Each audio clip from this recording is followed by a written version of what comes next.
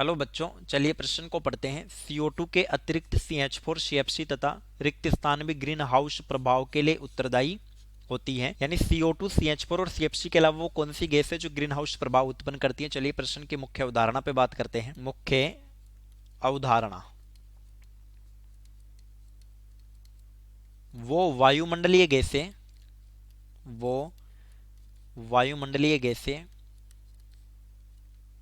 जो green house प्रभाव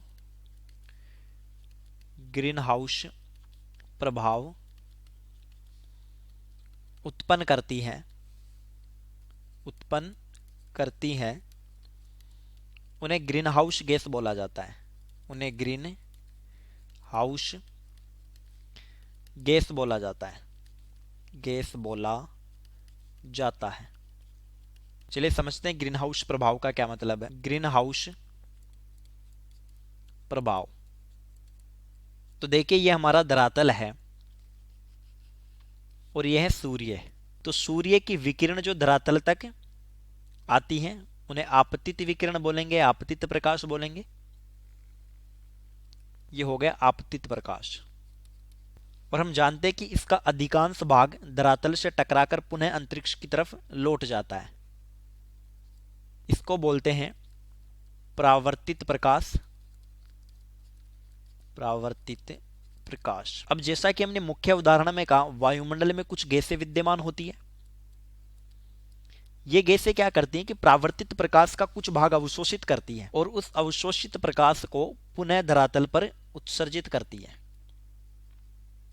ये हो गया अवशोषित प्रकाश जो धरातल तक आता है।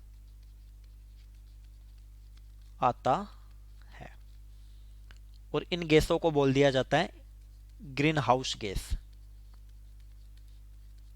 यह संपूर्ण घटना ग्रीन हाउस प्रभाव कहलाती है। अब देखिए, जब अवशोषित प्रकाश पुनः धरातल पर आएगा तो इस वजह से धरातल का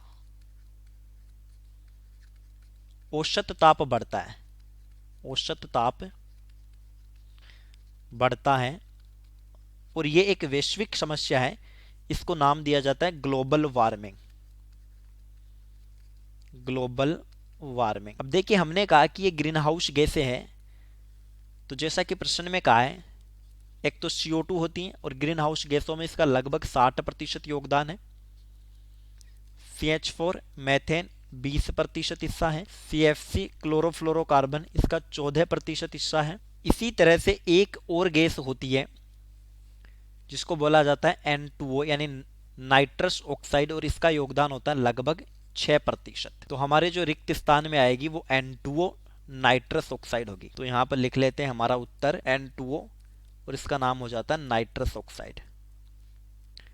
हालांकि कुछ हद तक जलवाष्प NO2 वगैरह ये भी ग्रीन हाउस गैस का काम करती है, लेकिन मुख्यतः ये 4 गैसें हैं। चलिए, उम्मीद करता हूं प्रश्न समझ आया होगा। धन्यवाद।